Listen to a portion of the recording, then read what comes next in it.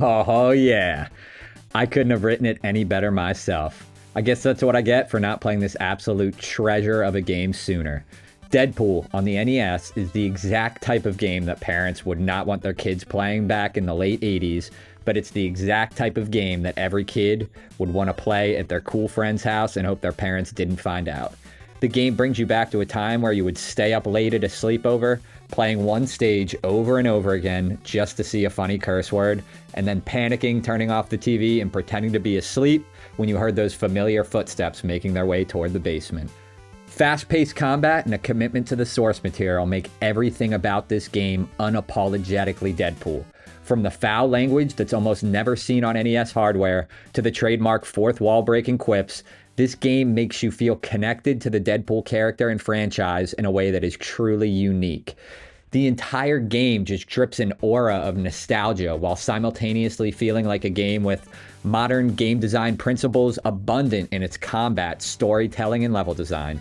And that feeling of modern game design principles is no accident, as this Deadpool game for the Nintendo Entertainment System was released not in 1985, like the cartridge here says, not in the 1990s when the character of Deadpool was first created, but in 2019. So some additional background. From TechMoon, the developer, their description is that Deadpool is a Ninja Gaiden hack for the NES. Think of it as a Ninja Gaiden expansion. It's an updated game, more stages, more enemies, more weapons, new music, animated backgrounds, parallax scrolling, language selection, title menu, and more. And while I think that is a fair description, I think that this game is actually much more than what TechMoon are leading on. Now, I absolutely love the original Ninja Gaiden game on NES and would go as far as saying it's one of my favorite game series of all time. In fact, Ninja Gaiden 2 on Xbox 360 was the first M-rated game that I was allowed to purchase. And oh boy, did that game throw me right in the deep end of absolute controller smashing violence. The entire Ninja Gaiden series, the combat, the enemies, the music, the challenge of it all, truly make it one of my favorite media series of all time. I hope it's clear that I absolutely adore Ninja Gaiden and Ryu Hayabusa, but I really do believe that Deadpool does enough to truly stand on its own 2 feet, separate from the Ninja Gaiden series.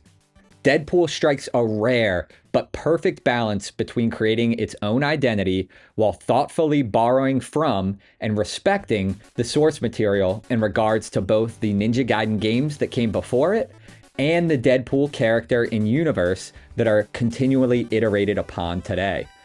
The game transports you to a world where developers aren't making games as a job to get rich or because they have to. They make games because they want to and they love to. And you can just feel that in about every facet of this game. It is a game where you'll find yourself smiling from ear to ear, even if you aren't familiar with Ninja Gaiden or Deadpool. If you're sick of games feeling like a chore, cluttered menus, or even just bored of modern game design principles and you don't know why, I implore you to give Deadpool for the NES a try, and hopefully you can get the same feeling of joy and hope in games that I got when playing through Deadpool.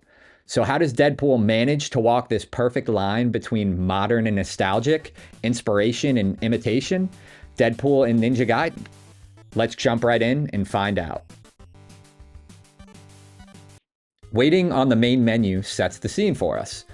Now, the ultra-violence isn't just the only reason Ninja Gaiden is a prime template for a Deadpool game, but the innovative cutscenes serve to be equally, if not more, impactful. The scene is set as upbeat music propels our protagonist to charge toward his unnamed enemy. Left, right, followed by an iconic sword clash in front of our great ball of light. The tone of the game is set pretty immediately as Deadpool, our narrator, directly tells us, the player, about how Deathstroke took him down. He continues on to talk directly to us, letting us know that the game took so long to make because they had to add more guns, more tacos, and even more action. We learn that the driving force behind the story starts about as simple as any tale, but trust me, by the end of this game, it's anything but an ordinary day. Just a date with his bae to look forward to. What could go wrong? Upon starting up a new game, you'll be greeted with an Issue 1 comic book style screen and booted right into the tutorial level, which can conveniently be skipped by walking left. We'll be playing through the tutorial here, but before that, let's just take a moment to soak it all in. The soundtrack, the sprites, the UI, it's all extremely impressive right off the bat. Looking at the top left of the screen, you can see Deadpool's face. That shifts from determination to shock when getting hit by enemies, and plenty of other emotive expressions. Reading the background, we can see the straightforward instructions of A to jump and B to attack, and we also get to see our very first enemy, a stick figure wielding a sword. Then all of a sudden, it really clicks. The background being like a notebook, the floors and platforms being pencils. It's not just a creative tutorial area, but it's a creative tutorial area that makes sense for Deadpool. You can collect items by breaking background objects, which in this level are represented by light bulbs. You can latch on the walls and simply climb up or down. No fancy back and forth wall jumping required. Next, we get introduced to Deadpool's arsenal of sub-weapons to expand his arsenal beyond the simple sword attacks. First, we have a bullet projectile that simply fires forward in a straight line. We have the infamous spin slash that allows Deadpool to attack basically anything that he comes into contact with in midair. We have my personal favorite sub-weapon, teleport, which teleports you to the farthest enemy on the screen to attack and then returns you back to your original location. This is unbelievably unique, and I can't even think of any other games on the system that have an attack like this. Especially impressive that it functions properly and has some really awesome applications. And finally, we have the rockets, which lock on to the closest enemy and explode. These are, in my opinion, the best sub-weapon, but not as fun or flashy to me as teleport. All of these sub-weapons use up some amount of ammo, which you can see denoted next to the bullets up top in the UI. We also get introduced to a truly amazing quality of life feature that makes this game feel modern, while again, still taking the canon of Deadpool into account. The ability to regenerate health. No longer do you have to worry about going on super long stretches of the game without finding a health pickup, or feeling like a pickup is wasted if your health was already full, as simply waiting out the 10-second counter denoted next to the heart in the UI up top will refill a portion of your health. This quality of life feature really is amazing, as it helps to promote the gameplay almost regardless of your skill level. Are you a beginner struggling to get through a stage? Well, simply wait after each screen or encounter to heal back up to full, which can be done as often as you want, and there's no stage timer requiring you to rush through levels. Are you a speedrunner or advanced player who wants to take a damage boost off an enemy? Well, now that health can come back as you continue on. Now, let's not get it twisted. The game still does offer plenty of challenge, but in a modern age of gaming where gamers have so many choices as to what they want to play, a feature like this can really go a long way in keeping the player interested and invested without the need to learn every single enemy pattern and level layout. After this, we get introduced to another new ability, the bomb, which is basically like the ultimate technique of this game. Once you collect enough food pieces that are dropped throughout the game from destroying background objects, projectiles, etc., Deadpool will start flashing and you get the ability to use the bomb, which is basically a free screen clear except against bosses. It's a pretty cool idea that has some unique applications. There are some enemies that can only be destroyed by the bomb, but in reality, I think that the bomb serves as more of a fun and unique screen clear and, gives a unique pickup that isn't just health or ammo. The game then walks you through its various health, extra life, item, and ammo pickups. Next up, we get the machine gun, which is the only limited use projectile sub-weapon in the game. It comes with 30 ammo and rapid fires in a straight line, great for taking out distant enemies and bosses. And finally, we're introduced to our last ability, the meat suit, which provides 10 seconds of invincibility while also taking out all enemies. Pretty straightforward. We get a note telling us about the flashing enemies that can only be destroyed by the bombs. As far as the tutorial goes, the enemies, music, simple but effective background, and note-leaving tutorial bubbles come together to create a cohesive and strong introduction to the game. On my first playthrough, I actually found the tutorial a bit overwhelming as it does throw a lot at you in such a short time. But the depth of the mechanics are truly impressive in my opinion, given that it's an NES game. However, there really is no need to be overwhelmed as the game does not require the use of all of these extra and often awesome features. Really, they're all added to make the game more fun, and I praise them for that. But if you really wanted to, you could beat the game by just walking, jumping, basic attacking, and wall climbing here and there.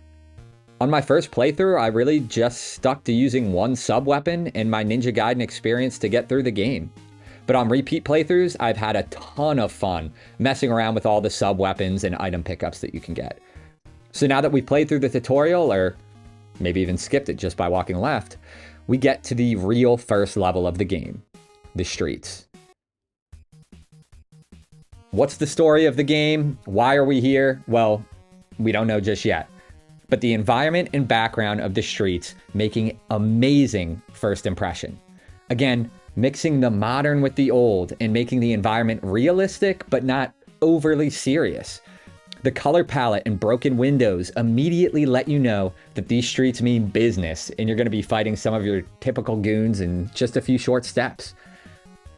But the additions of environmental elements like a red neon Mario sign that you can almost picture lighting up the haze on a dark and cold night, and the Korn band logo slapped right in the window of a storefront below a disco sign adds some much needed charm to really bring the not overly serious Deadpool world to life. At first, your typical goon walks up swinging what appears to be a golf club, and you think, oh great, stick figures and now typical goons. They put all that effort into such creative mechanics and background elements, and now the combat's just going to come down to a bunch of boilerplate enemy designs, when all of a sudden you take a few steps forward and you're already taking on the legend himself, Batman. Is he a boss? No. Is he an imposter? Maybe. Is this canon? Who cares? Because it's awesome. He'll throw some bad axes your way, but you can take him down in a hit and continue on. Now we're only talking 2 enemies in, and we already took down the Batman. Third enemy, as is typical in NES tradition, an annoying bat that moves in a wavy pattern. Almost certainly included to let us know this game ain't messing around. Who's next? Oh my gosh, yep, that's right, it's Wolverine already. Now this game definitely isn't taking itself too seriously, and it's also pretty hilarious that we can just make light work of Batman and Wolverine by taking them out in a single hit. Continuing on, we fight a few more baddies and get to use our wall climb ability, and we also run into our first flashing enemy that can only be taken out with a bomb. Seems like a waste of a bomb to just take out this one guy, so we'll just keep moving. Another element that just adds so much to the environment is the flickering of the streetlights. I don't know if anyone can relate to me on this, but modern games and modern graphics almost take away the need to use our imagination and tell our own story because they just look so darn good and so darn realistic. So far, Deadpool's environments have done a great job at being just realistic and just quirky enough to make me use my imagination to envision what these environments would look like if they were real. They force me to use my brain to turn this beautiful 2D landscape into a fully realized 3D world in the same way a comic would. And I'm truly thankful to the developers for re-unlocking this piece of childhood imagination that I completely forgot about in the landscape of modern games. Well, that's enough with the compliments for now. We also get introduced to these unbelievably annoying crawling enemies that latch onto you, forcing you to panic, button mash, and all of that sort of stuff you rarely see in a first level. They do go down in a single hit though, so maybe I'm just overreacting. We also get introduced to spikes. Luckily no pits just yet. And we also see a flying enemy that peppers the screen with a barrage of projectiles. I'll try to keep the comparisons to NES Ninja Gaiden as limited as possible, but if you played it before, you know that these enemies don't show up until later in the game. So right away, Deadpool sets this precedent of, hey, this game is going to be a bit different in terms of difficulty than you're used to. But remember, there's plenty of quality of life features in place, from sub-weapons to regenerating health, that let you scale the difficulty to your own preference. Finally, we'll step into the auto shop and take on a classic comic book rival in the form of T-Ray. The design of T-Ray is great for a first boss. His pattern is pretty simple, but he can definitely catch newer players off guard. Generally, he'll jump between the left and right platforms, throwing a line of 3 daggers every few jumps. The daggers can be destroyed quickly by crouch slashing, or you can drop down to the bottom platform to avoid them entirely. However, the bottom platform isn't a totally safe space either, as T-Ray can also jump straight down from the middle of the screen to land on the middle platform at times. If you want to fight him with just your sword, I find it easiest to stand on the right side of the left platform. This allows you to slash the boss and also slash the projectiles if they come out too quickly for you to react. If he throws the projectiles from the right, then just turn around, crouch slash him, and if he lands in the middle, then just crouch slash away at his head. If you want to make the fight super easy, just come in with some ammo and take him out with the sub-weapons. I find that the rockets are extremely effective against just about all of the bosses, so if you're really stuck, you can always come in with some ammo saved up and spam up plus B to make light work of most of the bosses. Is it cheesy? Yes, but it also allows for more casual players who just want to have fun or progress the story to enjoy themselves without completely cheating their way through the game. Overall, I like this boss. The pattern is simple but effective. His art design is effective as he is bigger than Deadpool, but his stale color palette makes it clear that Deadpool is still the protagonist, and you get that sense of accomplishment for beating him. As just jumping at him and spamming attacks probably won't work, as he's mobile enough and spikes litter the floor of the arena. Upon taking him down, he spews what I can only guess is an excessive amount of blood and then fade to black. Immediately, Deadpool is breaking the fourth wall, directly talking to you, the player, and the merc with the mouth name is definitely earned throughout his in-game dialogue. Deadpool, in classic fashion, hits on a random lady who ends up shooting him. Now, I absolutely love this animation here of Deadpool with the X's on his eyes. It's just so well done and it looks great. It gets the point across that he got shot, and it's also, just a funny visual. Seeing this Mr. Poole, who has shown nothing on his face but determination and shock so far, just have his eyes crossed out with X's is priceless. I love it. Now, we jump right into issue 2 without too much of a cliffhanger, as issue 2 starts by continuing the story in another cutscene. We find out it was only a tranquilizer and that this woman is entrusting Deadpool with what he understands to be a power glove. Awesome stuff. The unknown female calls Deadpool out for being stupid, and Deadpool takes that negging as a compliment. But before he has any more time to drop some one-liners or to flirt it up, he's told that someone is coming and that he has to leave. Immediately, you'll realize how much of a visual switch-up the labs are from the streets. Like traveling from the past to the future, we're now in a brightly lit and colored environment. Just a few steps to your right, and there's one of the most infamous NES platforming hazards of all time, the pit. Luckily, we can hop over the platforms and continue scrolling the screen to the right. We again get some very cool background imagery, and now the breakable objects are industrial fans. Take out a few more bad guys and Bruce Wayne's, cross over our first real pit section. That, of course, includes some landmines just to make things even more interesting. Also, just want to take a second to say how cool it is that the top of the screen includes an enemy counter. And oh boy, does this thing rack up before the game's over. Something to keep an eye on.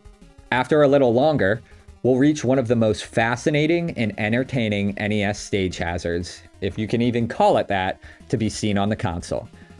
You walk into this X-ray room, and Deadpool and all his enemies turn into their X-ray skeleton doppelgangers. How freaking cool is that? They also show off a variety of enemies here, so it's not just a simple skeleton v skeleton, but we get to see axes, bullets, and crawling enemies all charging towards us. Does it add much to the actual gameplay? No, but it shows that extra mile of care and thoughtfulness that was put into this game. It's so unbelievably cool. Luckily, we know X-rays won't harm the Merc Mutant himself. As for the other enemies, well, we make quick work of them before the radiation has any time to take its toll. Now, we exit the screen vertically for the first time and continue on. The frantic music continues propelling us forward as we take on some more platforming, with balanced enemy placement that can be made even simpler with the use of just about any sub-weapon. Climb a ladder up to the next screen, and this is where we start getting challenged a bit more with enemy placement. Immediately, we are greeted by a group of gray goons spraying a ranging burst of 3 bullets across the screen. You can either wait for the perfect moment to strike, or utilize a sub-weapon. But regardless, Make sure you don't fall back out of the bottom of the screen or it's lights out. At this point, you can really start to feel the pace pick up in terms of gameplay. You want to wait it out and recover your health, but the frantic music and unknown enemy respawns keep you propelling forward. Hop over left, and we get to enter the X-ray room for a second time, but lucky for us, we get to see some different enemies. Could they have just used one enemy in these areas to keep it simple? Sure. But the fact that sprites exist for so many different enemies in both the regular and skeleton versions is just too dang cool. Hop over to the left and be careful of one last trap before you leave the labs. A precariously placed landmine that might have something to do with your demise if you think you can outspace it. Hopefully, you decide to pass this obstacle, get through that exit door, and out of the labs. I think the labs are a solid level that drastically changed the environment from the streets while introducing us to many new mechanics like leaving screens by going up or left, not just right anymore, new enemies, landmines, and my personal favorite X-ray rooms. Solid stuff. The government base expands upon the two previous level environments and still feels very uniquely part of this world that's being created. Actually, this game may go a bit outside of the realm of worlds, so let's call it a universe. We slice our way through the grim-filled, crime-ridden streets, only to find out that a high-tech lab world exists that we never even knew about. We fight our way through the labs only to reach the top and realize that we are now in a government base. Futuristic, yet falling apart. It's like the streets that we knew, but we see elements of the lab that we were just exposed to. A perfectly pristine American flag waves high above a destroyed concrete jungle. The universe is coming alive when all of a sudden, a skeleton on a motorcycle flies towards us. Well, maybe we were overthinking things just a bit. Anyway, back to the level. We immediately are combining jumping over pits with wall climbing, and that should be a sign to you that this level steps it up in terms of difficulty. Sensory overload when you come to your first screen here, but let me tell you, it's a feeling you get used to quick as you learn to prioritize enemies and learn their patterns. Anyway, we can see landmines below and 3 new enemies. A purple top hat, machete-wielding maniac that walks left and right. A purple pit-jumping sprinter. And a futuristic purple RPG-wielding kneeler. Turn yourself into the white-eyed, one-sword, dying purple people eater and make quick work of these new foes. A little bit forward, and we'll also see some new revisions of previous enemies. A huge red bat that homes in on you, rather than simply following a set pattern. And another purple pallet gunner. Finally, one more flying enemy that follows a set wavy pattern, and now we're exiting through the bottom of the screen. All directions of screen exit complete at this point. North, south, east, west, it doesn't matter, just find a way out and keep on moving. A bunch more enemies and narrow platforms that we get introduced to on the previous screen here, but difficulty is ramped up even more. Is that a space invader? Oh boy, now we got cars flying at us. And that also just made me realize, look in the background. You can see helicopters and helipads. Maybe that's how all these enemies get all around the gaps, and now with cars, maybe it's turning into a vehicle theme level. Well, don't get too lost in your thoughts here, because that one other background element launches artillery from the top of a building. Stand still too long, and you're more than likely to be taking a trip to one of the best Halo 3 levels, the pit. Now, this section gives us access to the energy drinks to speed through, or you can slow play it. But let me tell you, some of the enemies you're about to see here are definitely drinking this stuff. First, we see a Halloween-esque frizzy-haired enemy wielding a crook. And here he comes. Flash Gordon flying in faster than you can blink. Don't think you can just jump over him either, as he bounces off the edge of the screen and can jump pits as well. Well, luckily enough, one shot's enough to get rid of this guy. And oh my, is that a Lady Deadpool? Va va voom. After all that fast platforming action, things slow down to a screeching halt when we meet the impenetrable walls of an enemy that are best damaged when they stand up and lose their shield. The projectiles can also be destroyed by an attack, so spamming your slash here is a pretty effective workaround to precise timing. Combining these slow-paced enemies with landmines and artillery is a great design decision and definitely something different than the balls-to-the-wall hack-and-slash action that's been going on so far. You still have the game feel and desire to go fast, as the artillery will punish you for standing still, but you can't just sprint ahead through this impenetrable wall of an enemy. Although it's brief, it's a welcome mix-up. Now, on to the boss. Huh. Where's the boss? Come to think of it, this looks a bit more like a radioactive version of the labs. Oh, that makes sense why we're fighting two mutations. I know what you're probably thinking, a double boss. How cheap and a bad gimmick, but I think it's actually pretty well done here. The mutations serve as almost more of a puzzle boss where you want to sync up their patterns, but also attack the correct mutation. If you have enough sub-weapons, you can spam them to make quick work of the boss, but to fight him straight up, I usually walk under the mutation on the right as he makes his first jump, then continue walking right and destroying the smoke or acid clouds as they spit out. After a few jumps, they'll bounce on the wall to the right edge of the arena and start facing each other. Now you have free reign to wail on them from behind and make quick work. Really, the key to this fight is just getting behind the boss and staying behind the boss. Nothing too complicated, but for a second boss, it's effective. A decent surprise seeing two bosses, but keep a clear head and they'll go down in no time. Now on to our reward. A cutscene. No need for some modern progression systems to bog you down. We have great gameplay that's rewarded with great cutscenes. Simple and effective. Deadpool starts hunting down Dr. Killebrew in hopes of learning the whereabouts of Mr. Dish Soap, Francis. And with that, issue 3. Deadpool reveals himself as Wade Wilson to Dr. Killebrew, who is shocked to learn that Wade is alive. Before Deadpool can get any ideas of how to handle Killebrew, Killebrew insists that Ajax can help him be cured and apologizes by giving him a map to this cure. Right when we think Deadpool is about to leave, psst, Deadpool calls out to us, the player, and asks if we remember the power glove. And oh yeah, do we remember that glove. He tells us that it has the power to destroy the world and that GameStop is willing to give him $2 store credit for it.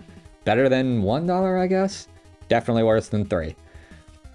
Deadpool spouts his famous Limp Bizkit line, but the Doc quickly remarks that he can help make Wade human again. We get the much needed backstory here that Wade wants to be human again so that he can die and see his bae. Right as the tone starts to get serious, it's broken up by a vibrating power glove that gets stolen by our friendly neighborhood Carnage Man. Wade and the Doc are both shocked. The cutscene carries a lot of the heavy lifting around introducing new players to the character that is Deadpool. You don't need to be overly familiar with the comics or movies to enjoy this game, as the story being told has all of the details provided in concise dialogue, breakneck gameplay, and beautifully animated cutscenes. There are plenty of references and enjoyment that may be increased with knowledge of the franchise, but the fact that this game can portray this level of standalone storytelling in just kilobytes is commendable. The Shores. This is our first introduction to a more natural environment, and the tone is just spot on. The music is melancholy yet frantic. Just like the rain blowing sideways, there's a dichotomy between relaxing and the need to push through. The lush green grass is a welcome change from the concrete-ridden floors we've walked so far. And just like past stages, new enemies are introduced to keep things fresh. Immediately, we're introduced to a new red ninja, who may take more than just one slash to take out, and the very creative Flying Grim Reaper. This Reaper summons lightning strikes down from above, so best to take him out as quickly as possible. A little bit more, and we get introduced to a new spider-esque monstrosity. If you get hit, watch out, because these guys will hold onto your ankles for dear life, vastly hampering your movement options. Continue on, and we get a scenic view of the city fading into the distance as we cross over vibrant grass patches surrounded by moving water that echo Wade's reflection right back up to him. You can almost feel the rain hitting your face and the fear that landing too hard on this wet ground could cause a slip into the cascading waters below. However, we continue to press on past enemies new and old until we end up at our next location.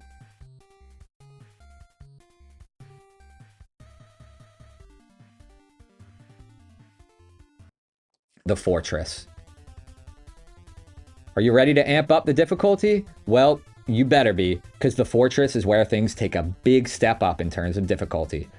Pitfalls around every corner and fast-moving, evasive, and difficult enemies make this level a challenge to get through, but a welcome one at this point in our journey. Time to lace up as we hop across the top of skyscrapers with the sun setting and dark clouds flying low and fast behind us. The challenge here doesn't necessarily come in the form of new enemies, but their abundance, their placements relative to pitfalls, and the ever so tantalizing cans of Deadpool spread conveniently throughout the level. While juiced up on Deadpool, we'll run faster and jump farther, but don't be mistaken, just grabbing every Deadpool can and holding right while jumping will almost certainly end in your demise. Whether it be from a mistimed jump or knockback from an enemy, falling from the top of these crumbling towers is the real enemy of this stage, amplified even more by our want to fly through them hopped up on a can of Deadpool. Whether you take your time or speed through this stage is really up to the player in the first half, but one thing is for certain, when you mix a can of Deadpool in a meat suit, we got a recipe for holding down that D-pad right as hard as our dang thumbs will let us. Luckily, the meat suit takes out all the enemies and projectiles, and wait just another minute here. Is that Mega Man in the background? Well, no time to think. Don't want to lose our meat suit. Just a little more to go now, but the last leg of our journey across the concrete jungle isn't too difficult as we see less opportunity to plummet down below. Pass through the door on our right and we see Carnage. Never mind. That's a different big red monster. Apparently we're stuck in the arena here with the Red Hulk, and we have one option here. Like an elevator from the penthouse, we're gonna have to take this guy down. The Red Hulk really only has one ability, and that is his quick double swipe. He'll move toward Wade, swipe twice, rinse and repeat. Get a couple quick stabs in and jump on the wall to climb. But you might realize something about this boss. He's similar to our smart mouth protagonist, not just in color, but in the fact that he can regenerate health. This creates an interesting new element to the fight where the pressure is on to continually hit the boss so that he doesn't get that health back that we just fought so hard to take away. Is it tempting to just wall climb and only stab him in the back so we have virtually no chance of getting hit? Sure, but as you see his health regenerate, this test of patience might push you more towards an aggressive playstyle. If you opt to go aggressive, you can attack when he's moving between his double swipes, and this fight can actually go a long way in teaching the player about spacing and how quickly they can actually perform slashes. And, as usual, you can always quickly melt this boss with sub-weapons.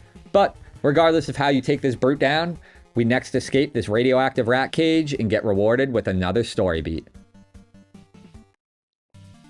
Deadpool realizes that while he was out tracking the gauntlet down, he forgot all about Killebrew. Sprinting back, we get perhaps the most somber scene we'll see in this game. Killebrew, gray and bloodied, lays in the titular hero's arms as he explains that the house was raided. Deadpool sheds a tear as he wishes death upon himself, jealous of Killebrew's fleeting mortality. As he cries out in pain, he tells us one last message, that Ajax does indeed have the answers we're looking for. We learn that, like Wolverine, Deadpool actually does have a defect in his cells that means he should actually be mortal. As the doc passes, we get one last ew to break the tension from Wade. Was Killebrew a monster or a saint? We may not be able to tell just from the context provided in the game, but his last valiant effort does not go unnoticed. Once again, we're interrupted, but this time by a group of goons holding guns. We now get introduced to Professor Thornton with Department K. His dark introduction and devious smirk give off some vibes, that's for sure. He cuts to the chase. Oh wait, no he doesn't, as Wade briefly interrupts. Thornton quickly regains the spotlight and emphasizes that we have some important business to attend to here. Apparently, there are chupacabra sightings in South America, and Thornton thinks it's Carnage. Side note, the map of South America here is such a nice touch. We learn that he wants our help in catching Carnage and is offering 500 grand, a map, and a plane out to South America. Not bad. But also, not good enough. We have to track down Ajax. I mean, do we really care about some crappy Power Glove that much? And never mind. Now we're getting a mill for Carnage and Ajax. Let's call it a deal. We learn our new name is Weapon X, and we're going on a bullet-filled field trip. But before we leave, we're also offered a new custom double-layered suit for both battle and stealth. Rad.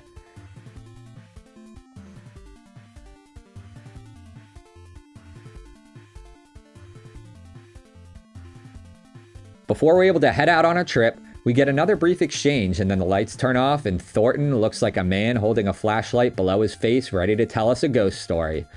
Surely this is no type of foreshadowing. Time for some international vacation.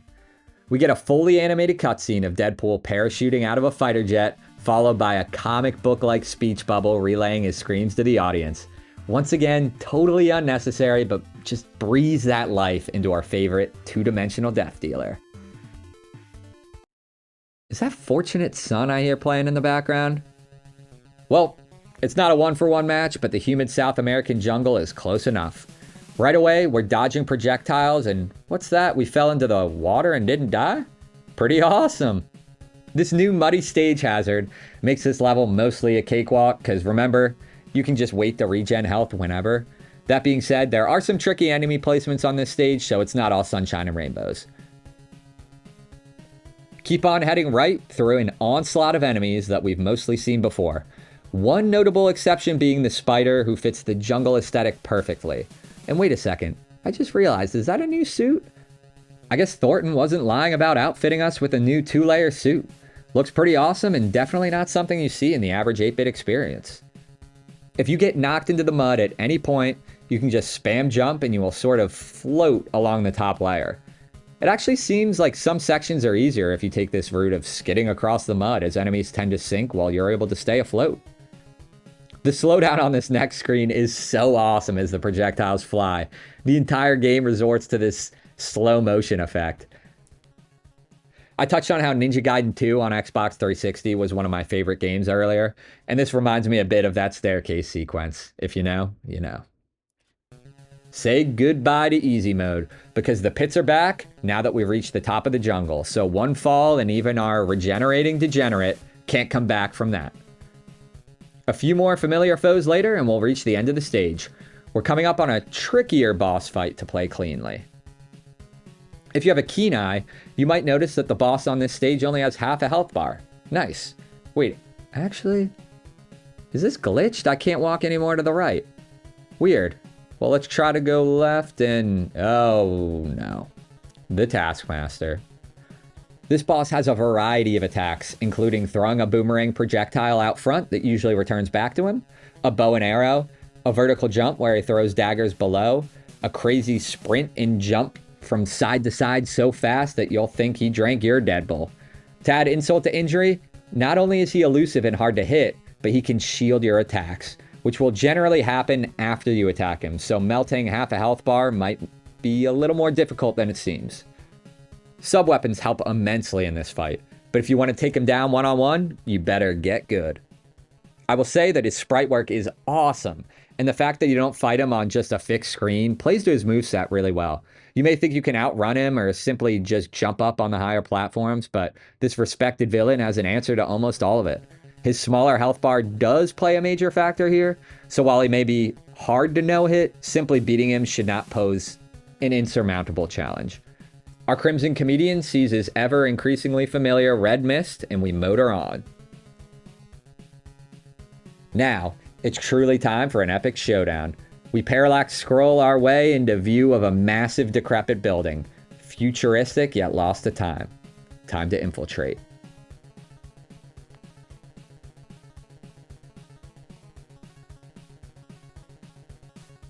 These crystalline caves bring a new challenge along with them. Something that we've taken for granted this whole journey so far. The ability to see. Throughout our movements in the caverns, we will periodically be met with darkness.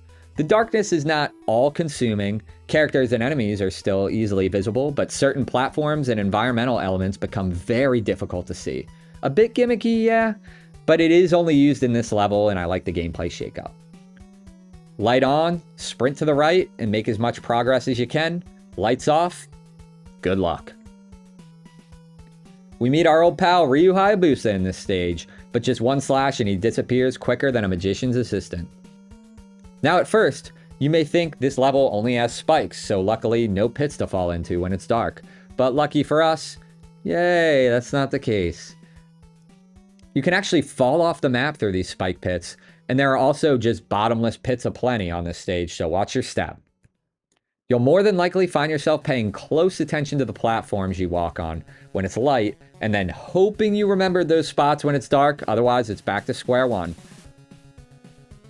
Oh, and also, they put spikes on the ceiling. Now this is the difficulty that we came here expecting. Not cheap placement by any means, but we need to be much more aware of not just what's in front or below us, now we have to worry about what's above us. This is an aspect of level design that comes at the perfect time in the game, and we'll see some repeat usage in later stages. The little peeks you get into the background are a welcome touch here as well. Whether it be moving in a new cavern or the silhouette of an enemy in the back, it gives you something to look at when it's dark and when the lights come back on. We are brilliantly met with a barrage of danger signs. Well crafted. Luckily, we can wrap the stage up with a meat suit and beeline it up to our next area, the Asylum.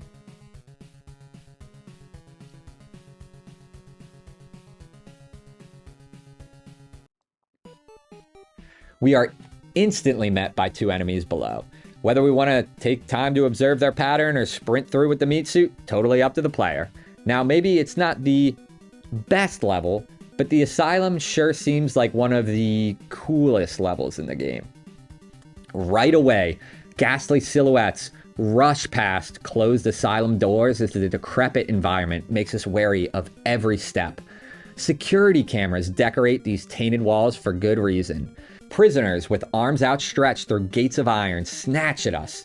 However, when they realize we're just out of reach, they shower us with a barrage of projectiles that we're better off not asking questions about. The gameplay also takes a back seat here as we soak in this serene environment. We also get an Easter egg in a hidden area here that can be accessed by going up and then down the ladder. You can also grab some extra items here. The actual gameplay of the Asylum features a few new enemies and variants and plenty of traps for us to fall prey to. Things like mines on top of narrow platforms followed directly by enemies placed on platforms call for quick thinking and memorization of enemy patterns and locations to ensure that we're not falling through the crumbling Asylum floor. Your choice of subweapon here can also drastically change your approach to some of these fights. It just feels so damn cool to teleport behind an enemy, trying to fill you with bullets, only to be met with a vicious backstab, and then we return to our previous position with the wind of those very bullets breezing delightfully past the back of our head. I guess you can just take them out with rockets too, but where's the fun in that? As we progress on, we see some familiar enemies from the previous stage and then meet our final hallway. The top path here seems much easier to take, but you'll be met with a dead end, a big middle finger to anyone trying to take the easy way out. Instead, we'll have to power through the bottom floor, dodging projectiles from above. Subweapons can make this hallway much more manageable, as you can take down enemies hucking projectiles down from above. Slice and dice your way through this narrow gauntlet, and we'll soon be facing the next boss. We've seen him in cutscenes, we've heard of him, but there's only room for one red hero in this game. So let's show Carnage what true Carnage really is. Similar to the Asylum stage, the Carnage boss fight might not be the best in the game, but it's still just so awesome due to all of the other factors. Red protagonist, red antagonist, so might as well have an arena with a little red color to it in the form of blood. Blood splatters paint the cushioned Asylum walls, blood puddles pool on the sacrificial columns, and bloody messages are strewn about. Carnage will charge you from the side, and your first instinct is likely to run to the right. However, you'll quickly meet a wall, and what did we learn from the Red Hulk boss fight? That's right, time to wall climb. Well, this fight really subverts your expectations because spikes emerge from the wall, dropping you right back into the arena. Like a gladiator trying to escape the Colosseum, we know there's only one way out now, and it's to fight. Luckily, Carnage is more bark than bite, and his pattern is quite simple. He'll follow us and try to attack us as we are barely able to outrun him. If you want to try to turn and get a few hits in, make sure you're quick. because Carnage will immediately retaliate, flinging his scythe, flail, kusarigama thing right at us. When walking, he will be spinning his weapon behind him as well, so jumping over him isn't too simple either. Rather, you can hop up on a pillar, bait his attack, and this will give you that brief window to jump over and continue whittling him down. Of course, just like many other bosses in the game, you can make quick work of him with sub-weapons, but fighting him one-on-one will likely not prove too difficult once you learn the pattern. A fitting end for this fight, a confetti of red and some smiling eyes from Deadpool to celebrate our victory. Reunited and it feels so good. Back with Bay. Come to think of it, she looks a little ominous. Our unnamed female acquaintance tries to warn us, but she is held captive by the big bad that we just worked so hard to defeat. I thought we were the only immortal one here. Deadpool is completely infatuated and all warning signs fall on deaf ears. We hand over the power glove and our thanks is a trapdoor. Carnage is directed to execute the only person looking out for Deadpool. Bay expresses her forgiveness, but ultimately had to do it for Thanos. Just when you think Bay has gone full evil, she states that maybe he can remove the curse for Wade. Is this alluding to Bay being good and trying to save Wade from his curse through any means possible? Not too much time to hypothesize, as an unsettling, "We will be together," is spoken by a face that is truly frightening. The contrast of the pitch black background with the gray and white decaying face is especially effective, giving off sort of Jeff the Killer vibes. I could imagine this face littering my nightmares if I were playing this game at too young an age, as you can almost perfectly see this image when you blink if you stare at it a bit too long.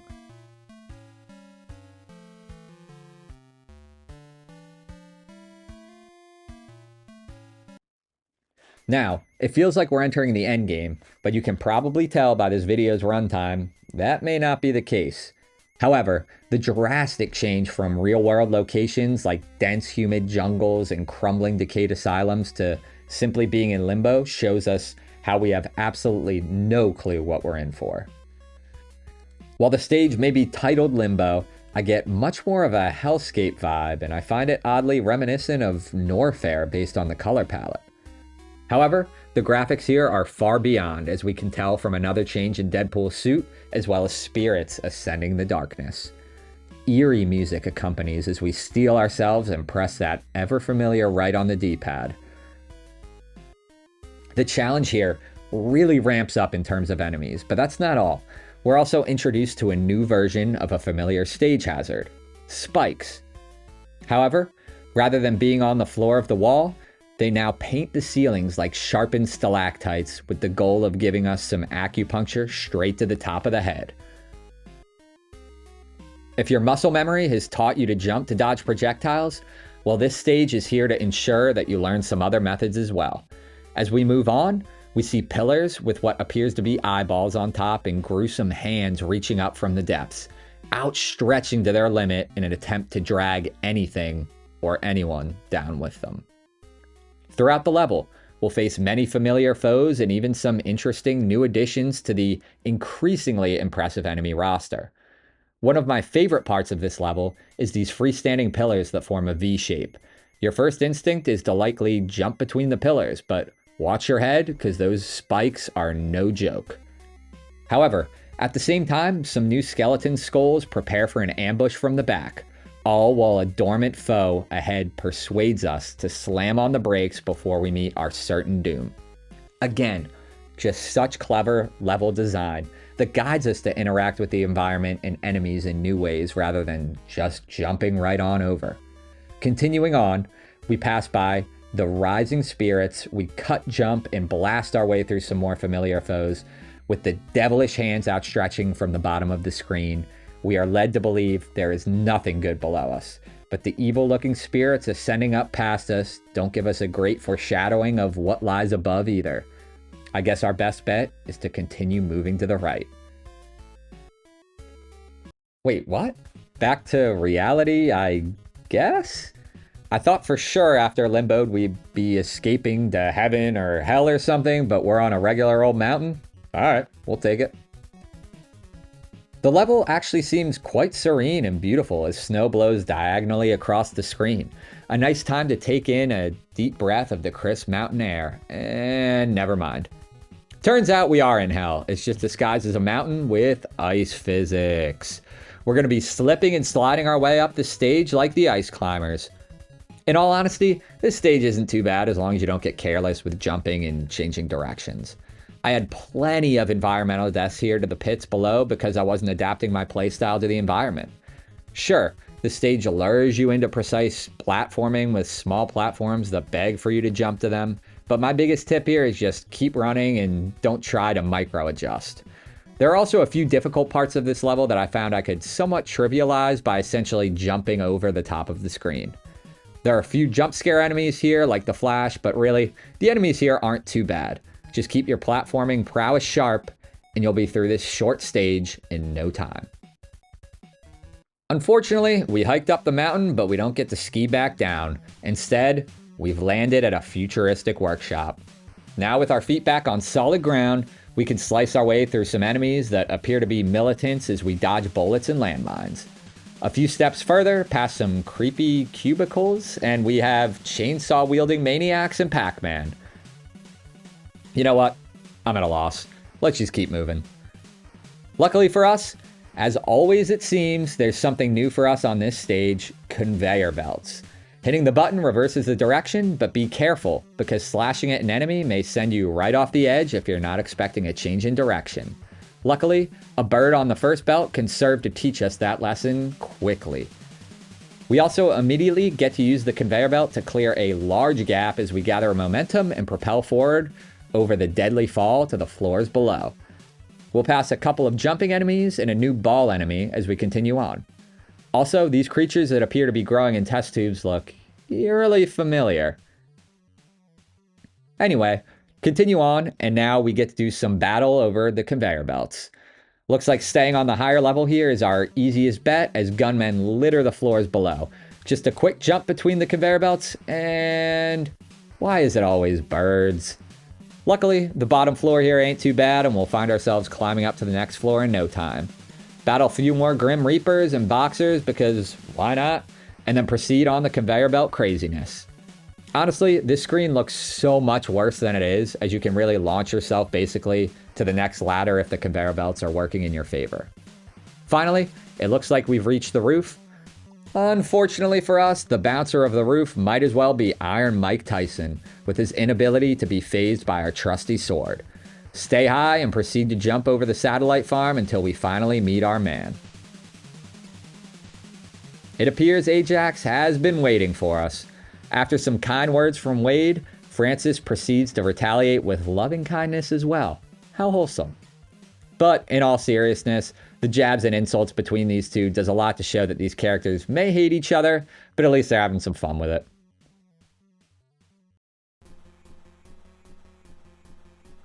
Damn! Ajax is a big boy. The fight immediately throws us in the deep end, lightning strikes, and we see not just Ajax, but a couple balls of energy or lightning as well. This fight is also a one-screen fight with several pillars, so seems like the devs are letting us know there's going to be some level of platforming going on here. Ajax really only has two attacks, throwing lightning and walking forward or backward. However, these two attacks are complicated by the two bouncing stage hazards as well. Luckily for us, we can drop down and take out these hazards pretty easily, leaving us in a one-on-one with the man himself. However, taking out these hazards does not guarantee defeat of Ajax. Actually, far from it. While his moveset's limited, his attacks hit hard, and dodging his lightning attack is quite difficult. The best way I was able to deal with it is climbing up the middle pillar, jumping his projectile as he throws it, then running in for a couple quick slashes. Rinse and repeat. I did also find that if I attacked him too many times in a row, that he would start walking all over the place, and that made the timing of dodging his projectiles a lot tougher in my opinion. So I stuck to 2 slashes, run, climb, jump, repeat. Or you could always make use of sub-weapons to trivialize the fights, as usual. No shame. Regardless of how you take that target down, you'll be rewarded with a cutscene. The friendly pre-banter tone is totally gone as the blood moon shines upon our blood-red antihero standing above a bloodied Ajax. This cutscene is truly cinematic and reinforces that Wade isn't just a goofball, he's a man with some bad intentions. Unfortunately for Deadpool, it seems Ajax may have had bad intentions as well, as he spits in our face for saying that he never had a cure. All hope seems lost as we hear the devastating news that no one in the universe can help us. Luckily, we're not left feeling down for too long, as the tone completely shifts once we realize that Ajax has a spaceship. I mean, there's got to be an answer somewhere in the universe, right?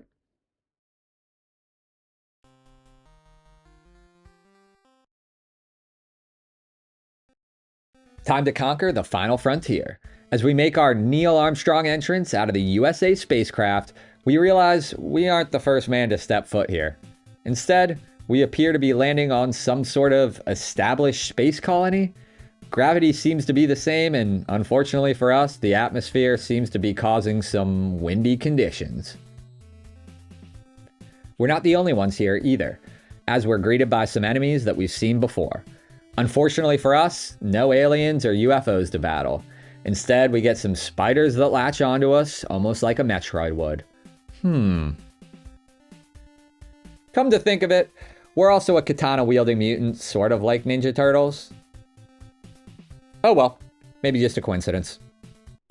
Anyway, continuing on, we encounter the real challenge in this level, the wind mixed with the environmental hazards. With a tailwind, you can cover some serious ground, but a mistimed jump into a headwind could send you right out of the bottom of the screen. I really like the use of the teleport ability here, as it not only takes out an enemy, but it buys you some precious time to calculate your next move or readjust your angle midair. Plus, it just feels so awesome to execute. Anyway, getting to the end of the level, we cross a whole bunch of small platforms and deal with one last enemy, threatening your certain demise, and we're already on to the next stage.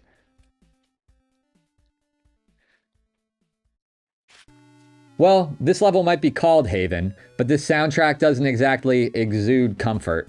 Sure, we're out of the elements, but now we're getting into some straightforward platforming challenge, lots of enemies, and lots of pitfalls. We'll see some bad guys here, both old and new, including these jetpack guys, who can be a serious pain and are often positioned to send you plummeting into the darkness. And the new addition of an egg, which shakes around and hatches into any various number of enemies. Luckily for us, we can scramble these eggs long before they're hatched to avoid any future repercussions.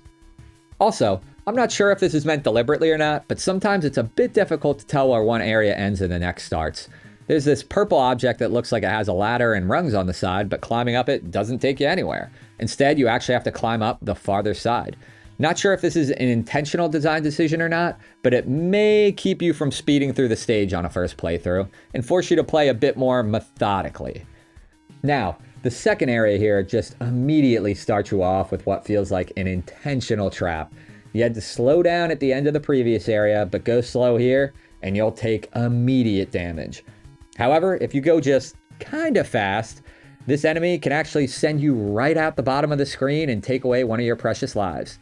And to make matters even worse, the green dog only so many pixels away is not exactly what you'd call a good boy.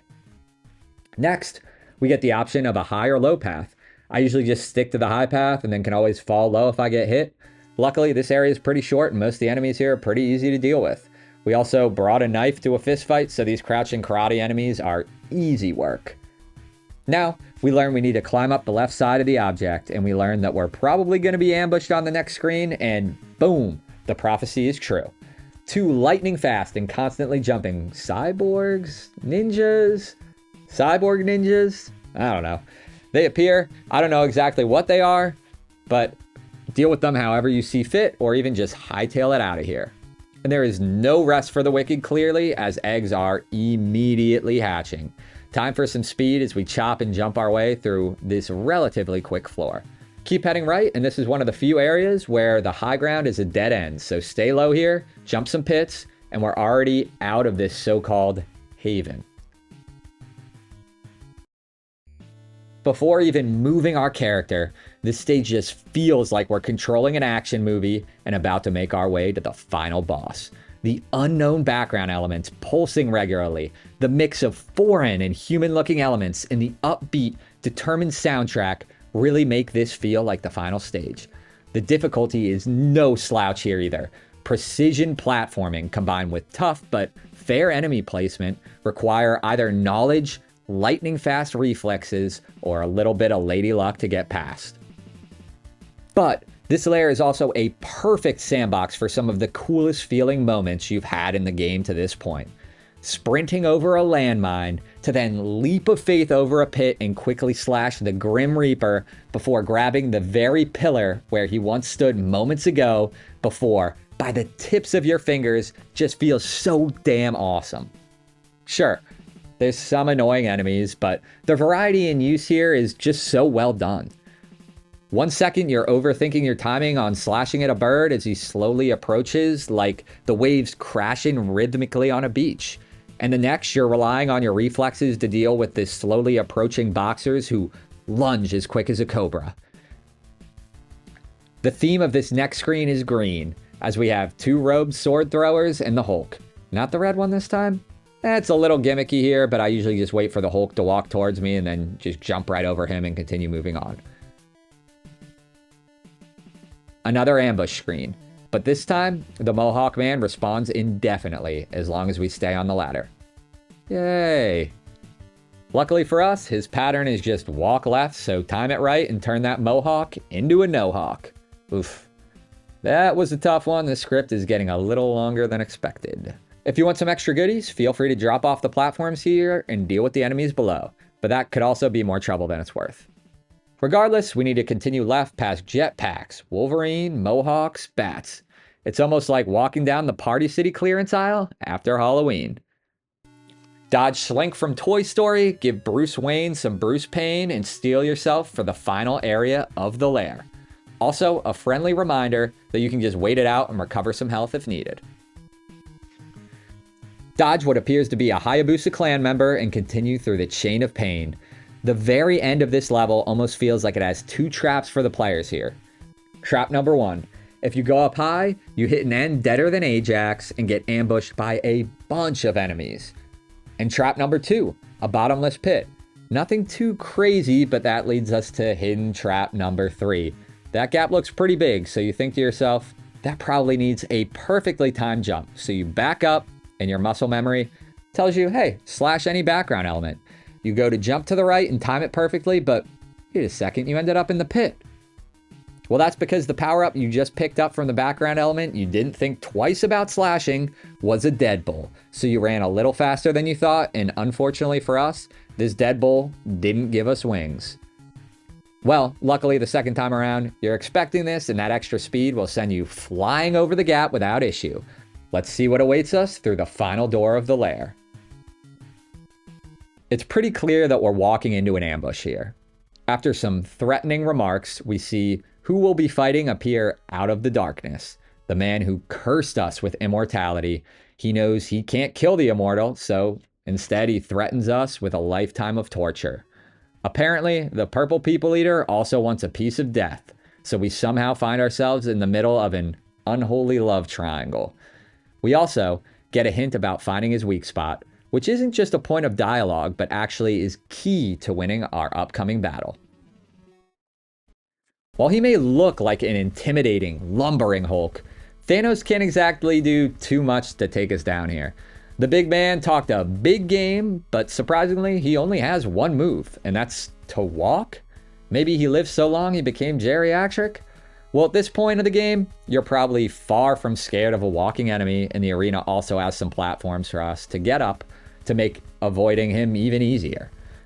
As you probably could tell from the cutscene, his weak spot is the glowing red orb attached to the suspiciously demonic-looking being in the background. Maybe more to come on that later. But for now, all we have to do is make sure we don't get hit by Thanos' walk and then attack the big red orb. Periodically, the orb will create smaller damaging orbs that float around it. The good thing is they generally can't damage us on the pillars, so just wait until Thanos' threat has walked away and then feel free to jump and slash the orbs. Take out as many as you can, and once you have a window, you can jump and slash the actual weak spot. To make this fight even easier, there's plenty of safe time to regen health. And the small breakable orbs that rotate can also drop ammo. If you want to, you can take the boss out using only the sword, but over time, slashing the red orbs, you'll probably build up enough ammo to make this fight a cakewalk. Our secondary weapons are extremely effective here. I recommend either spin slashing or simply sending a couple of rockets his way, and he'll be done in no time. Well, it doesn't seem like he's totally done for just yet. But before we can get any resolution on the Battle of the Immortals, we are interrupted by another unknown creature of the void. Wait a second. It's our girl? Finally.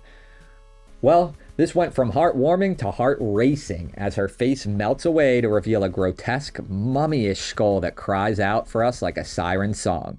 Before we even have a second to think, a strange arm enters, charging an unknown attack that is immediately body blocked by Thanos. We scream, no! As the realization comes to us, this was our best way to beat immortality. Death was the cure, and Thanos just stole that from us. A complete reversal of the stereotypical scene plays out in front of us, where the one dying in our arms is rejoicing, while we are left abandoned and forced to walk the earth for eternity. The seriousness is broken by a single tear making its way through our supersuit as we realize that we may not have been her love all along. As is becoming all too familiar, though, we aren't left with any time to think, and we're thrust straight into battle, this time with Death herself. What a perfect setting to battle not the prime force of evil or the devil, but Death herself. A crypt-like tomb with gargantuan skeletal limbs outstretched. A floor straight out of a cemetery walkway and pillars that would be fit for the catacombs. Death's design is no slouch either, looking like a cross between the purple human face and the paper-skinned, hollow skull that we just saw in the cutscene previously. In terms of difficulty, Death is a big step up when compared to Thanos. She moves left to right and throws sickles or scythes in 3 groups of 2 that have some pretty impressive tracking and lock-on capabilities. Just like Thanos, she can be taken out with the sword only, and destroying her projectiles has a chance to drop ammo. If we use the sub-weapons here, especially the rockets, we can make quick work of her and kill Death. Does this even make sense? Also, did our suit change? Will we get the answer to any of these questions? Hopefully, they'll explain in the cutscene. Well, it turns out our friend who tranquilized us and entrusted us with the gauntlet back at the beginning of the game is here, and she's telling us we have to leave. Now. No time for explanations. However, we're not ready to leave just yet. We have to ask Thanos a simple question. Why? As Thanos appears to utter his last breath, he doesn't tell us why, but he mentions that he can lift the curse with the help of the gauntlet. Uh-oh. The woman beckons to us as the moonlight begins to cover the sun, and we tell Thanos we don't have the gauntlet. But what we do have is a bad feeling about whatever is about to happen.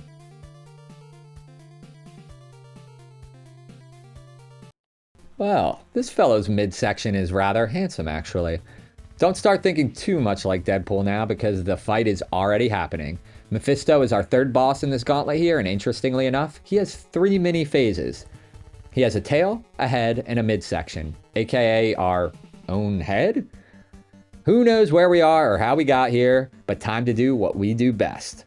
I recommend slashing the boss's head or tail first, but be careful to dodge the eyeballs that he carelessly lobs throughout the fight. These are his main form of offense, and they hit hard.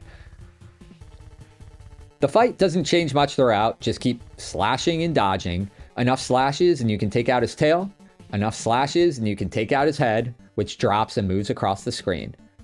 And finally, enough slashes and you can take out your own head? And as with most bosses, the use of sub-weapons here can make this fight a breeze if you have leftover ammo. Now, I know I said I'd keep the comparisons to Ninja Gaiden to a minimum, but if you've played that before, you know that credits are about to wrap since we've defeated the ultimate boss gauntlet. We tell Thanos that the gauntlet's been destroyed, and he replies that he cannot remove the curse without it, but he can share some knowledge. He tells us of the atrocities he committed in the name of so-called love for death herself. No longer do we feel Thanos is the lucky one for dying in our arms. It really just feels like both Thanos and our titular protagonist are doomed to a life or death of pain, sorrow, and sadness. Truly a melancholy experience from such a fun-loving protagonist. Everything we fought for throughout this game, the friends we made, the enemies we slayed, it was all for nothing.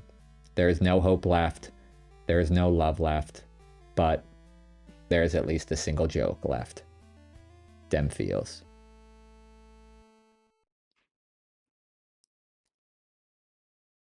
Oh, now wait just a second. Let's go. It ain't over till the Red Lady sings. We're immediately thrust back into the comedy as we get a harsh threat from Slade, an evil-looking version of our crimson-clad hero. Is dying good or bad at this point? I don't even know anymore. But what we do learn is that trademarks are important, and that getting sued ain't good for anyone. Time to fight our supposed equal in the ultimate Wade vs. Slade battle. Before we get back into our regularly scheduled programming with this level, I just want to take a second to say how amazing of a fake out the devs pulled here. Having the final 3 bosses so closely mimic Ninja Gaiden's really made it feel like that was the end. It was over. We didn't get the ending we wanted. For some personal background here, I went into this game completely blind, and Ninja Gaiden on NES, again, was one of my favorite games of all time. So when that 3 boss fight ended, I put down the controller and just watched. I, like many other players, was so sure this was the end of our journey. Everything we fought for, it just didn't work out. We were the king of a crumbled kingdom, wearing a rusted crown and forced to eternally walk in earth that had nothing left for us. It took me back to a time where I knew nothing about a game before turning it on. It took me back to a time before I ever questioned if video games were a waste of time. It took me back to a time where video games really made me feel something, whether that was excitement, anger at my siblings, or sadness that it was over. These feelings are something that so many modern games fail to bring out of me, and I'm truly thankful that I played this game when I did and in the way I did.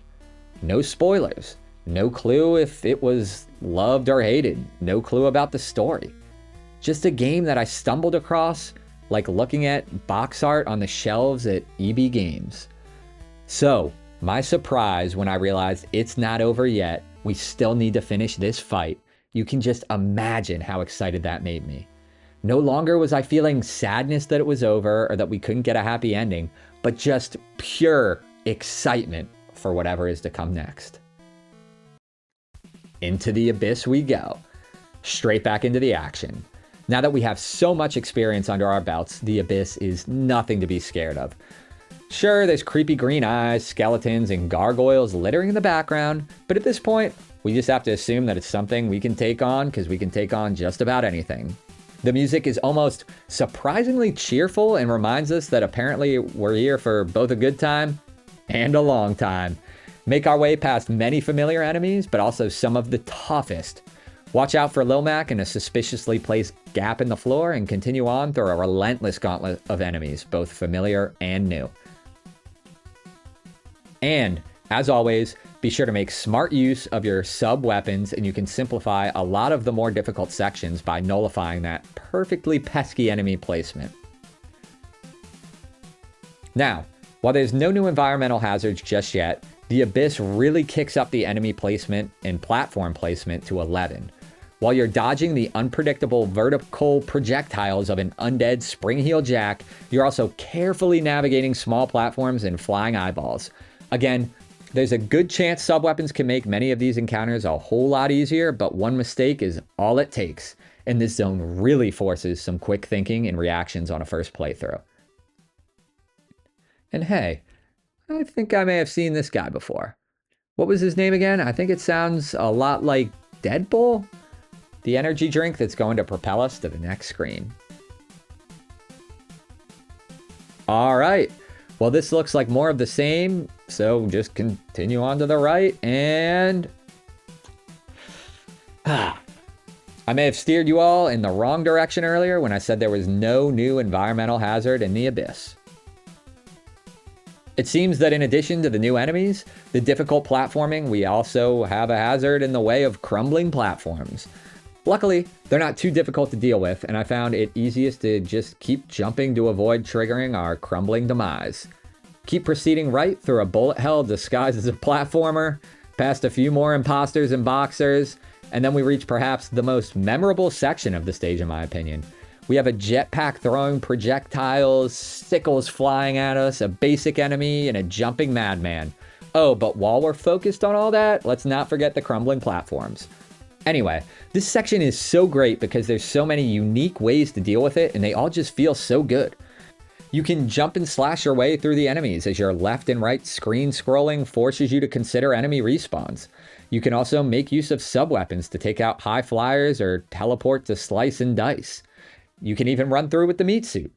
So many ways to approach it, but the flow of climbing the same screen with the same enemies as you proceed right to left to finally right again, it just feels so fast. At this point, you'll start feeling like you've mastered some aspects of the game, because this can't be cheesed as easily as other sections. You can't as easily farm sub-weapon ammo because the previous sections are more difficult. You can't just stand still and wait for your health to regen because the ground will crumble below you. It all culminates into an ever so familiar hole in the wall, leading us to our next major target. Dr. Doom. Now, his pattern isn't too complex, but it's just unpredictable enough to make this fight difficult. He primarily follows a wave-like pattern as he floats left to right, high above the arena, his large, intimidating presence casting a wide shadow over you, allowing you to view his gargantuan stature despite the hospital-like white lights beaming from the ceiling of the decrepit lab. He will periodically hurl 3 purple orbs with almost magnetic-like tracking abilities. These can be dodged or sliced through. Your times to strike are when he is at the lowest point of his wave pattern and his feet are just narrowly passing above your scalp. Or you have the option to clamber to the wall and meet the doctor on his own playing field. Regardless of how you strike, the evil doctor will retaliate by sending 3 lightning bolts, each striking moments after the previous.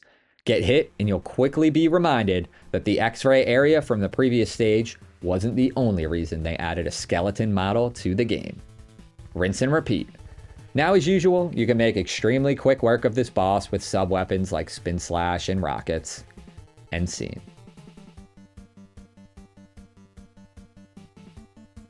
Now, time to continue our mission and take down Deathstroke. We have some choice words for him, and lucky for us, he barks back. He's right in front of us. Now, ladies and gentlemen, the moment we've all been waiting for, the final act.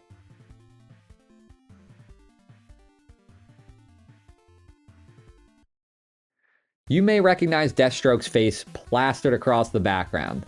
I get the feeling that we're not exactly the star of the show in this part of town. But we are back to our classic red suit to close this journey out in style. There's really only one enemy type in this stage, and it's the ninja doppelgangers. Luckily, they only take 1 slash to get rid of. Huh, I guess that's where the stage got its name? There's some invisible platforms scattered about to make your life easier? Also, so funny how your shadow still exists below the invisible platform. It's a little detail, but cool nonetheless. Continuing on, and we'll learn the second reason this stage is called Illusion: disappearing stage elements. You may have been clued into this by the fact that this is the only enemy so far that looks different and is holding a gun, but realistically, this is a trap that most players likely fall victim to the first time through the stage.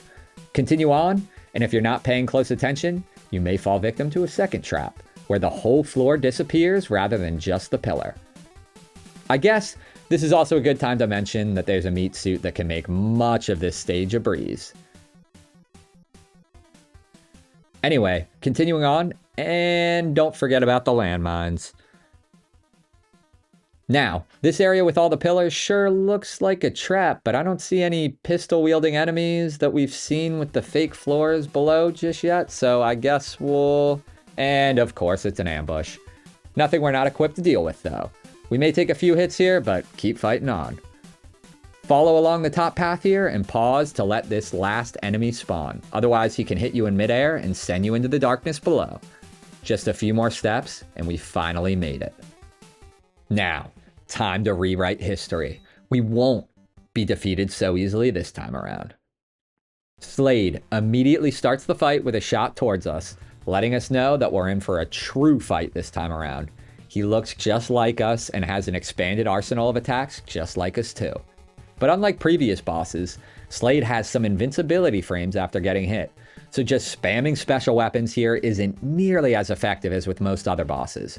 Plus, it's the last boss of the game. Let's lace up and give him a fair fight. After all, you have to beat the best to be the best. The strategy I typically use here is to alternate between the left and right sides of the screen, wall climbing and jumping over Slade, and then getting a slash or two in when I get the chance. However, this simple loop can't be followed all fight, as Deathstroke has a few other tricks up his sleeve. He can throw a fire wheel at us, use a jump slash, and particularly tricky is his shuriken that comes out extremely quick. Lucky for us, we also have a jump slash that we can use to iframe through his fire wheel or land some offensive hits of our own. Sure, you can use other sub-weapons here to simplify things a bit, but besting your adversary with an equal toolkit just feels right. After a few more hits, the fight is over, the journey is complete, time to sit back, roll credits, and hopefully watch the cutscene that shows us we're not done yet. Let's make it like Scooby and Shaggy and get out of here. The game isn't done surprising us just yet as the screen begins to scroll, forcing us to run left. I know it's not a huge deal, but running left, where most other NES games make us run right to progress, is such a great touch. It really adds that feeling of escaping and running away from everything that we just conquered.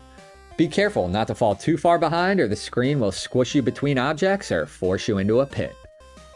This may also be my favorite music track of the entire game. So catchy and it captures such a great vibe. You can feel the determination but also the melancholy. The sounds like a timer ticking away. Just amazing. Now, the game has been pretty generous with checkpoints, but do you want a game over here and find out if you have to refight Slade? Well, I sure don't, so the pressure is on. Run, jump, dodge, slice, use sub-weapons, wall climb, use everything at your disposal to make it out of here alive. There's plenty of enemies, pits, power-ups, etc., but they're all familiar to us now. The true new hazard here is the one that no one can escape. Time. Be quick and you'll make it out alive.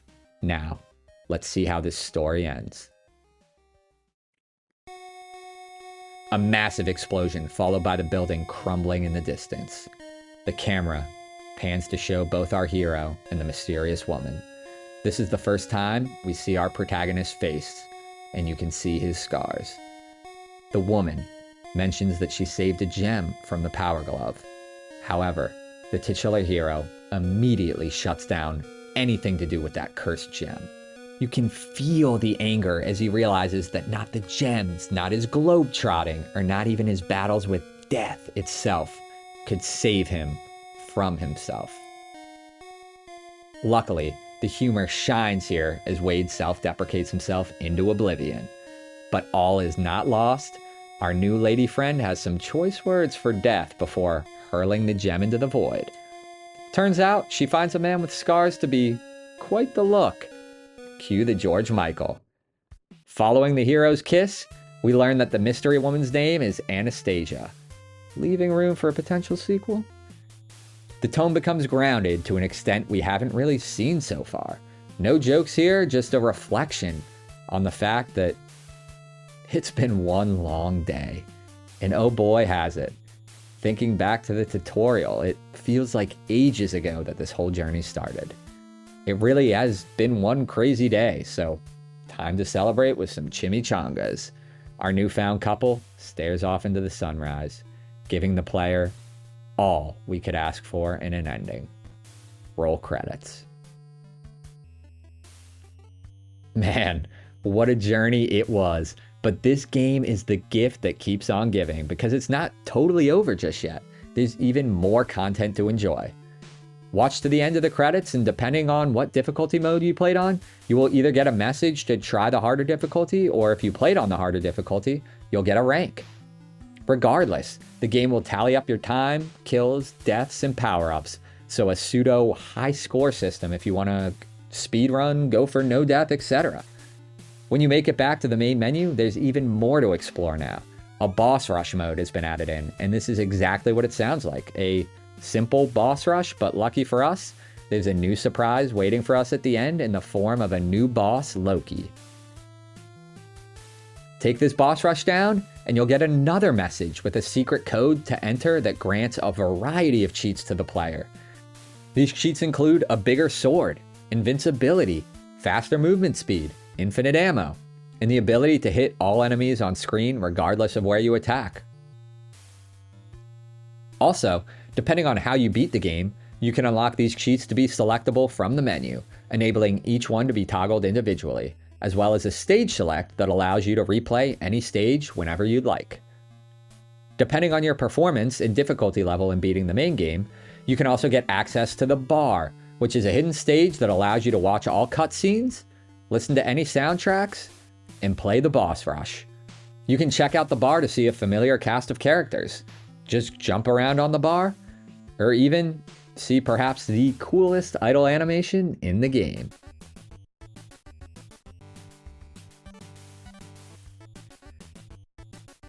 So, that's Deadpool for the NES.